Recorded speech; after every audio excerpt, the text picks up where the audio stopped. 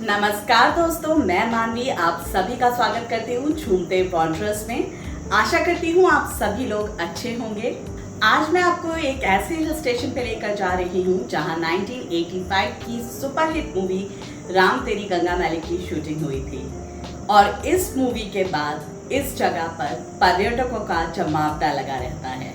एक tourist destination होने के बावजूद भी इस जगह ने अपनी पीस को बरकरार रखा है। तो आज मैं आपको लेकर चलती हूँ हर्षिल।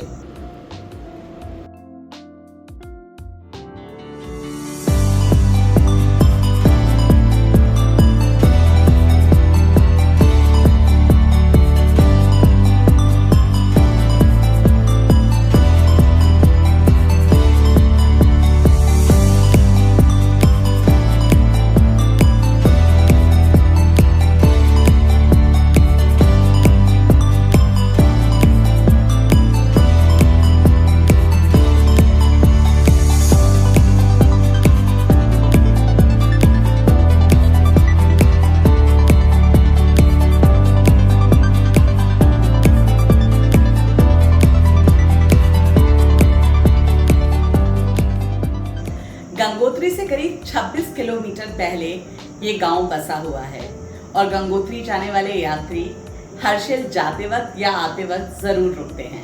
39 साल पहले जब यहाँ राम तेरी गंगा मैली की शूटिंग हुई थी, उस समय हर्षिल की वेजिटेशन ही अलग थी। जहाँ पर आज काफी होटल्स और होम स्टेज बन चुके हैं, वो जगह कभी फूल पत्तियों से भरा हुआ हरा भरा मैदान हुआ करती थी। पर आज भी ये जगह गढ़वाल के सबसे खूबसूरत टूरिस्ट डेस्टिनेशंस में से एक है, जो भागीरथी नदी के किनारे बसा हुआ है। अनेकों बहते हुए झरने, जगह जगह से रास्ता बनाती हुई नदियां, देवदार के वृक्षों से भरे हुए इस गांव में बहुत ही सरल और सौम्य स्वभाव वाले लोग रहते हैं। हर्षिल आने से पहले आप होटल की बुकिंग कराना बिल्कुल ना भूलें, क्योंकि जब यहाँ चारधाम यात्रा चलती है उस वक्त यहाँ पे होटल्स की अवेलेबिलिटी ना के बराबर हो जाती है। मैंने आज तक कभी ट्रैवल होटल्स प्री बुक करा के नहीं किया। कभी ऐसा होता ही नहीं है कि मैं एक जगह जाकर ठहर जाऊँ 2-4 दिन के लिए। हमेशा अलग अलग डेस्टिनेशंस पे जाना, अलग अलग जगहों को एक्सप्लोर करना मुझे बहुत अच्छा लगता है। और यहाँ आते वक्त भी मैंने ऐसा ही कुछ किया था। वो तो फॉर्चुनेटली गढ़वाल मंडल विकास निगम का जो गेस्ट हाउस है उसमें हमें एक रूम की अवेलेबिलिटी मिल गई थी और हमने वहाँ स्टे कर लिया। पर हर्षिल एक दिन स्टे करने वाली जगह नहीं है, कम से कम 2-4 दिन तो आप हर्षिल में गुजारेंगे ही। और वहाँ जाने के बाद वहाँ रुकने की लालसा और बढ़ गई। हर्षिल में जितने भी होटल्स थे, होम स्टेज थे, सारे ऑलरेडी बुक थे। भगवान की कृपा से JMVN के गेस्ट हाउस में हमें रूम की अवेलेबिलिटी मिलती रही, मगर 4 दिनों तक हमने रूम्स चेंज किए क्योंकि लोगों ने ऑलरेडी रूम्स बुक करा रखे थे। इस बार चारधाम यात्रा 10 मई को खुली थी, तो हम 10 मई को यहाँ से निकल गए थे। हमारा कोई मोटिव नहीं था कि हम गंगोत्री जा रहे हैं। हमारा जो डेस्टिनेशन था वो हर्षिल ही था और इतना आइडिया नहीं था कि हर्षिल में इतना रश होता होगा। लेकिन इस बार यात्रा में 30 to 40% टूरिस्ट ज़्यादा आया था। उसकी वजह से रास्ते ब्लॉक हो गए थे और जिन लोगों की बुकिंग थी होटल में, वो होटल पहुँच ही नहीं पाए। शायद उसी वजह से हमें रूम्स की अवेलेबिलिटी मिल गई। जो लोग चारधाम यात्रा बाय हेलीकॉप्टर करते हैं, तो गंगोत्री जाने के लिए जो हेलीपैड है वो हर्षिल में ही बना हुआ है और 26 किलोमीटर तक आपको बाय कार जाना होता है गंगोत्री तक। तो हेलीकॉप्टर की बुकिंग भी आपको उसी हिसाब से करनी होती है, क्योंकि जब यहाँ पर जाम लग जाता है तो आपको 1 किलोमीटर क्रॉस करने के लिए भी 2 से 3 घंटे लग जाते हैं। और ऐसा इस बार यात्रा के दौरान बहुत सारे लोगों के साथ हुआ है। हर्षिल आने के लिए आपको बाय रोड ही आना पड़ेगा। एक रास्ता आपका मसूरी या धनौल्टी होता हुआ आता है और एक रास्ता ऋषिकेश से भी हर्षिल के लिए कनेक्ट होता है। जो पब्लिक ट्रांसपोर्ट है वो या तो आपको टैक्सीज मिलेंगी या फिर लोकल बसेस मिलेंगी, उसके अलावा और कोई ऑप्शन नहीं है। या फिर आप हेलीकॉप्टर से आना चाहें तो वो आपके ऊपर है। अगर आप अपने व्हीकल से हर्षिल आ रहे हैं तो आपको पहाड़ों पे ड्राइव करने का एक्सपीरियंस होना मस्ट है, क्योंकि यहाँ पे रोड्स कई जगह पे इतनी नैरो हैं कि सिर्फ एक ही व्हीकल पास हो सकता है एक टाइम पे। भीड़ भाड़ होने के बाद भी हर्षिल एक बहुत पीसफुल जगह है और यहाँ पर घूमने के लिए बहुत सारे तीर्थ स्थल हैं। तीर्थ स्थलों पे मैं बाद में आऊँगी, पहले हम कवर करते हैं कि हर्षिल में करने के लिए क्या क्या है। हर्षिल घूमने के लिए आपका पैदल चलना बहुत ज़रूरी है, क्योंकि यहाँ गांव के अंदर कार्स नहीं जाती हैं, बहुत सारी जगहों पे बाइक्स भी नहीं जाती, तो पैदल चलना आपके लिए असेंशियल है। सबसे पहले मैं शुरू करती हूँ GMVN के गेस्ट हाउस से, जहाँ मैंने स्टे किया था। GMVN का जो गेस्ट हाउस है वो भागीरथी रिवर बेड के किनारे बना हुआ है और ये ओल्ड विलेज के बिल्कुल अंदर जाके बना हुआ है। गेस्ट हाउस पहुंचने के लिए भी आपको 150 से 300 मीटर पैदल चलना पड़ता है, जहां आपकी पार्किंग होगी। और अगर आपके पास लगेज ज्यादा है तो आप पोर्टर हायर कर सकते हैं। पर लगेज के हिसाब से पोर्टर 20 रुपीज चार्ज करता है। इस गेस्ट हाउस में जाते वक्त आपको एक पोस्ट ऑफिस मिलेगा। ये गांव का लोकल पोस्ट ऑफिस है, लेकिन ये टूरिस्ट के लिए एक सेंटर ऑफ अट्रैक्शन है, क्योंकि मूवी राम तेरी गंगा मैली में इसको फिल्माया गया था और यहाँ पे बहुत सारे लोग आकर फोटोग्राफी करते हैं, अपनी पिक्चर्स क्लिक करवाते हैं। जैसा कि मैंने आपको बताया, ये ओल्ड विलेज है, तो गाँव का जो स्कूल है, डिस्पेंसरी है, पुलिस स्टेशन है, वो सब इसी रास्ते में पड़ता है।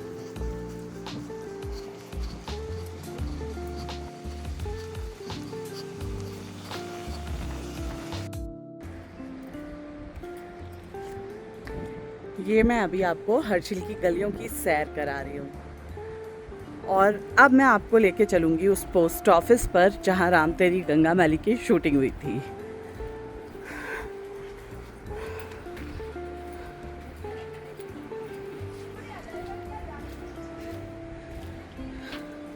So this is the post office and people are very fond of this post office। बहुत टूरिस्ट यहाँ आके सिर्फ फोटोग्राफ्स खिंचाते हैं, क्योंकि ये उस मूवी में शूट हुआ था। और जो आप सीन देखते थे ना, वो कि मंदाकिनी आके लेटर्स डालती थी अपने बॉयफ्रेंड को, वो यही पोस्ट ऑफिस है। ये देखिए, अभी भी यहाँ पर फोटोग्राफ है, तो एक फ़ोटो मैं भी खिंचवा ही लेती हूँ। ये यहाँ का स्कूल है।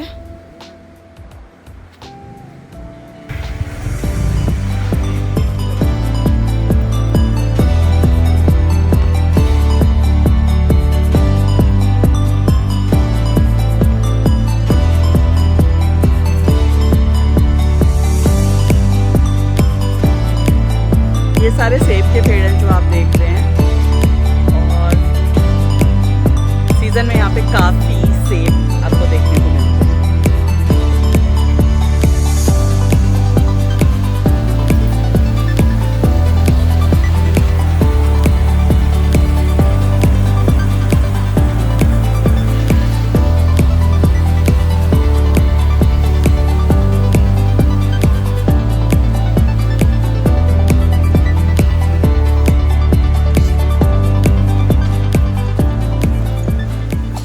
और लास्ट में पहुंचते हैं आप गेस्ट हाउस। इस गेस्ट हाउस का बेस्ट पार्ट ये है, ये रिवर बेड पे बना हुआ है, और जो इसका रिवर बेड है वो इतना खूबसूरत है कि हर्षिल में इससे खूबसूरत रिवर बेड आपको देखने के लिए नहीं मिलेगा। हालांकि हर्षिल बहुत खूबसूरत है और हर रिवर बेड की एक अपनी खूबसूरती है, लेकिन जो यहाँ पर आपको स्टोन्स देखने के लिए मिलेंगे वो मल्टीपल कलर्स के, आई मीन कुछ स्टोन्स येलो हैं, कुछ वाइट हैं, रेत है बहुत सारी। आप इस पे चलते हैं, आगे जाकर बैठते हैं स्टोन्स पे, और इतना पीसफुल है कि आपको यहाँ पर बैठ के आनंद आ जाएगा। जब आप थोड़ा आगे चलते हैं तो वहाँ पर आपको हेलीपैड दिखता है, जहाँ पर हेलीकॉप्टर्स की लैंडिंग होती है, टेक ऑफ होता है। आप उसे बैठ के देख सकते हैं।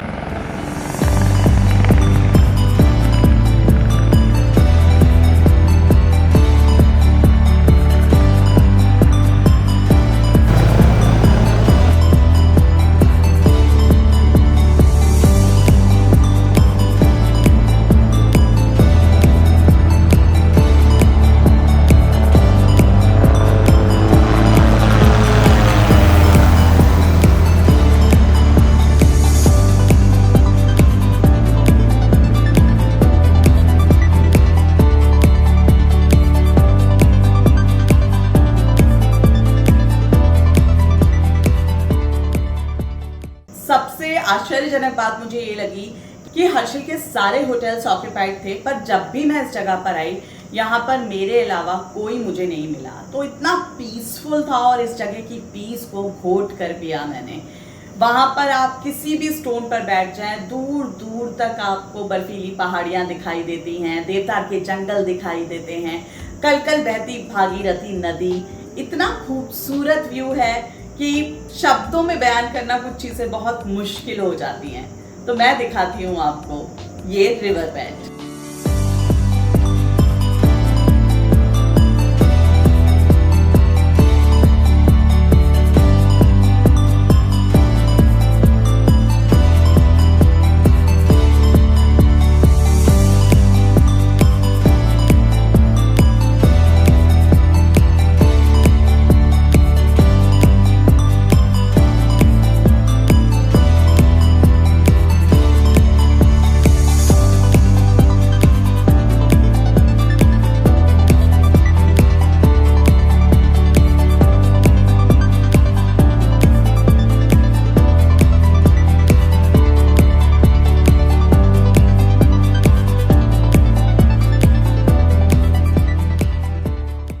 हर्षिल एक बहुत ही ट्रेडिशनल और कल्चर्ड सा गांव है।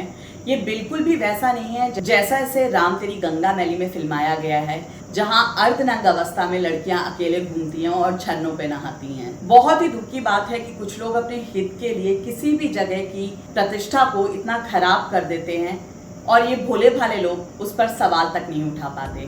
काश वो जमाने में भी सोशल मीडिया होता तो डेफिनेटली जिस तरीके से उस फिल्म की एक्ट्रेस को अर्धनग्न अवस्था में दिखाया गया है, उस पे हजारों सवाल उठाए जाते हैं। चारों तरफ हरे भरे देवदार के वृक्षों के जंगलों के बीच हर्षिल 1300 से 1400 की आबादी वाला एक छोटा सा गांव है। कल कल बहती भागीरथी और जालंधरी नदी, दूर दूर तक दिखाई देने वाली बर्फीली पहाड़ियां पर्यटकों का मन मोह लेती हैं। ऐसा माना जाता है कि हर्षिल की खोज सबसे पहले 1857 में फ्रेडरिक विल्सन ने की। फ्रेडरिक विल्सन के बारे में ये कहा जाता है कि फ्रेडरिक विल्सन ब्रिटिश आर्मी से मर्डर के चार्जेस में भागा हुआ एक भगोड़ा था, जो छुपते छुपाते हर्षिल तक जा पहुंचा। जब उसने भागीरथी नदी के तट पर बसा हुआ ये खूबसूरत गांव देखा तो इसकी सुंदरता को देखकर वो मंत्रमुग्ध हो गया और उसने यहाँ बसने का इरादा किया। आज ये जगह रोड से वेल कनेक्टेड है, पर उस वक्त यहाँ पहुँचना बहुत ही मुश्किल था और ये बात फ्रेडरिक विल्सन बहुत अच्छी तरीके से जानता था कि उसे यहाँ ढूंढने कोई नहीं आएगा। धीरे धीरे उसने यहाँ स्थानीय लोगों से यहाँ की भाषा सीखी, फिर उसे यहाँ एक लोकल पहाड़न लड़की से प्यार हो गया और उससे उसने शादी की और यहीं अपना घर बसा लिया। जहाँ आज विल्सन की हवेली है, उस जगह को मुब्बा गांव कहा जाता है। मैं आपको मुब्बा गांव भी जो मैं लेकर चलूंगी, पर पहले हर्षिल के बारे में थोड़ा और जान लेते हैं। ऐसा माना जाता है सेब और आलू की पहली फसल जो हर्षिल में लगाई गई, वो पौधे फ्रेडरिक विल्सन द्वारा इंग्लैंड से मंगवाए गए थे। आज भी हर्षिल में सेब की एक प्रजाति विल्सन नाम से जानी जाती है। हर्षिल में सेब के बहुत बड़े बड़े बागान हैं और यहाँ की जो एप्पल की क्वालिटी है, one of the best apples of India में काउंट होती है। अब यहाँ सेब और आलू के अलावा राजमा भी उगाया जाता है। पहले इस गांव का नाम हर्षिला हुआ करता था। पुराणों के अनुसार इस जगह पर भगवान विष्णु ने हरि का रूप लेकर भागीरथी और जालंधरी नदी के तेज प्रभाव को शिला बनकर शांत किया था और इसी के कारण इस जगह का नाम हरिशिला पड़ा था। यहाँ पर एक लक्ष्मी नारायण टेम्पल भी है। ये बहुत पुराना टेम्पल है और गांव के सभी लोग इस जगह पर पूजन आराधना करने के लिए आते हैं। तो मैं आपको लेकर चलती हूँ लक्ष्मी नारायण टेम्पल।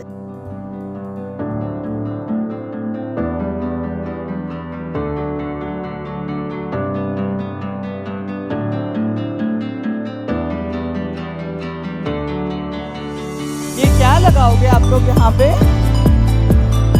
राजमा कब तक हो जाएगा? कितने महीने में होता है ये? 4-5 महीने में हो जाएगा। बड़ा मेहनत करना पड़ता है।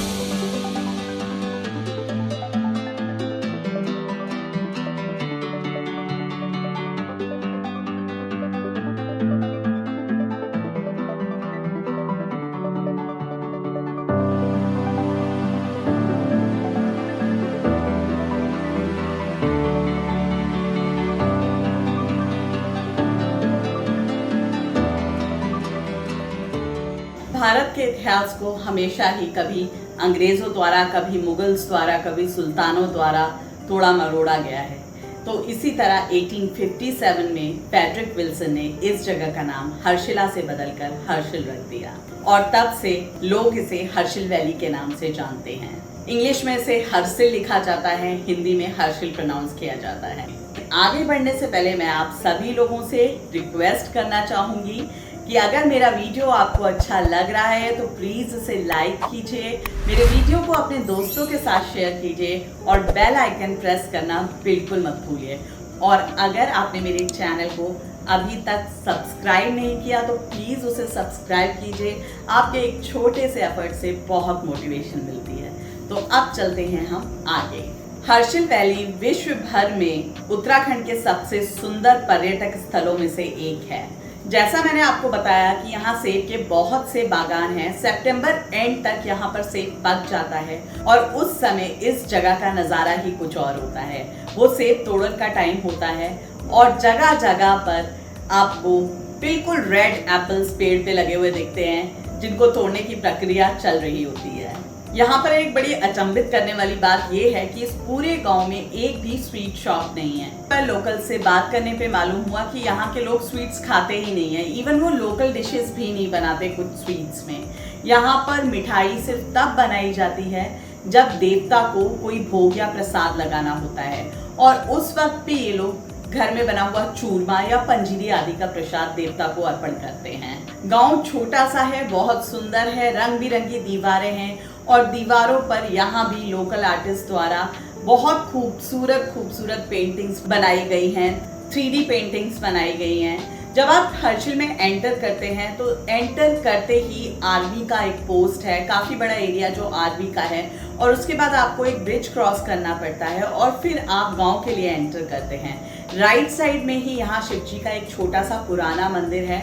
वर्ड टू गो है, वॉक करते करते भी आप जा सकते हैं, तो वो एरिया आप देख सकते हैं। उसके बाद गांव स्टार्ट हो जाता है। जब मैं यहाँ पहुँची थी तो यहाँ काफ़ी बारिश हो रही थी, तो उस वक्त तो बारिश में हम लोग कहीं नहीं निकले, लेकिन शाम को जब बारिश खत्म हुई तो मैंने एक विलेज वॉक ली और मैं आपको वो दिखाती हूँ कि कैसा था मेरा शाम का बारिश के बाद वाला एक्सपीरियंस।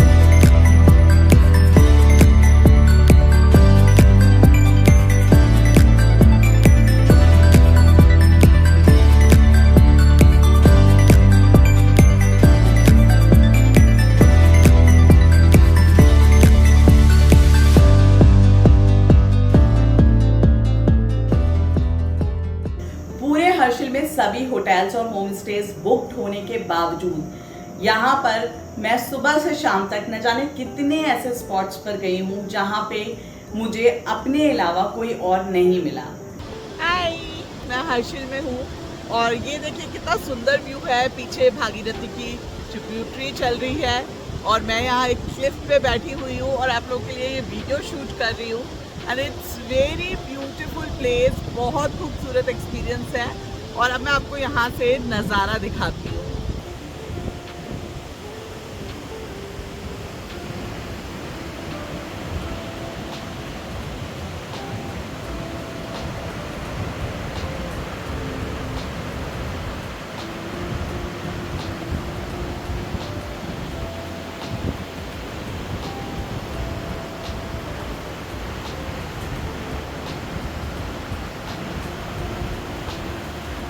ये आप आवाज़ सुन रहे हैं, ये नदी की आवाज़ है। और आप मेरे पीछे का बैकग्राउंड जो देख रहे हैं उसमें आप देख ही रहे होंगे कि कितनी ब्यूटीफुल एक रिवर चल रही है। और इस वक्त मैं हर्षिल में एक गांव में जाने वाले रास्ते पर बैठी हुई हूँ। ये रास्ता है पर ये पूरा जंगल है और इसके साथ ये एक नदी बह रही है।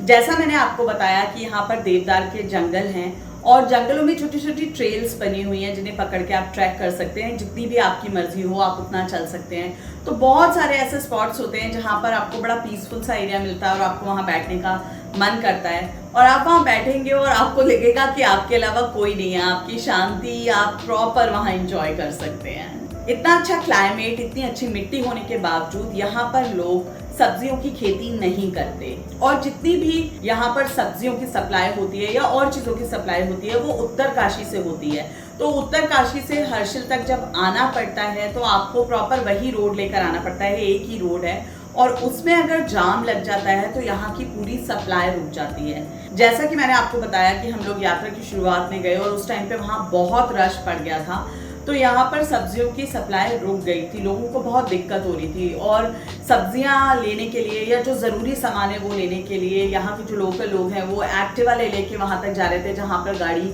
रुकी हुई थी उनकी। तो काफ़ी मुश्किल होता है इस तरीके की जो जगहें हैं वहाँ पर लोकल्स के लिए चीज़ों को जुटा पाना।